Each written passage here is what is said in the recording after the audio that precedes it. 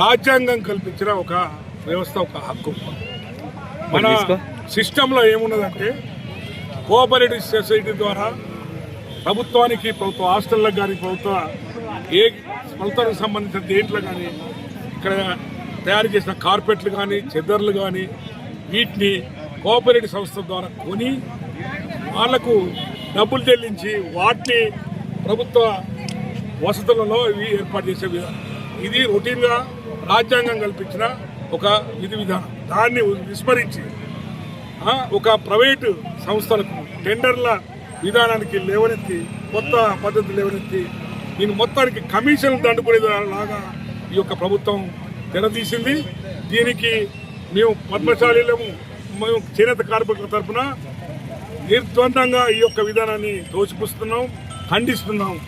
ఇది కనుక ఈ విధానాన్ని కనుక వెంటనే వెనుక తీసుకొని సాధారణ విధానాన్ని వాళ్ళ కోఆపరేటివ్ టెస్కో ద్వారా కనుక పర్చేజ్ చేసే విధానాన్ని కనుక ప్రవేశపెట్టకపోతే రాష్ట్రం అంతటా ఈ యొక్క ఉద్యమం ఆకలి చావులు చూడవలసి వస్తుంది, ఉద్యమాలు ఉధృతమవుతున్నాయని మీరు అందరూ గమనించవలసిన అవసరం ఉన్నది. కాబట్టి మీరు కమిషన్లు దండుకొని వేరే కానీ కార్మికుల, చేనేత కార్మికుల పొట్టలు కొట్టకండి.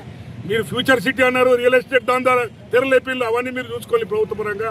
కనీస పేద చేనేత కార్మికులను మాత్రం వదిలిపెట్టింది. వీళ్ళను కూడా మీ దందాల కోసం బలి చేయడానికి కోరుతున్నాము. దీన్ని మాత్రం వెనుకకు తీసుకొని సాధారణ విధానం ద్వారా, కోఆపరేటివ్ సొసైటీ ద్వారా కొనే టెస్కో ద్వారా కొనే విధానాన్ని కనుక మీరు పునరుద్ధరించకపోతే రాష్ట్రం అంతటా మేము అన్ని పార్టీల తరఫున, పార్టీలకు అతీతంగా ఈ యొక్క ఉద్యమం లేవదీస్తుంది. వీళ్ళని సీఎం ఆఫీసును, సీఎం ఇంటిని కూడా చేనేత కార్మికులతో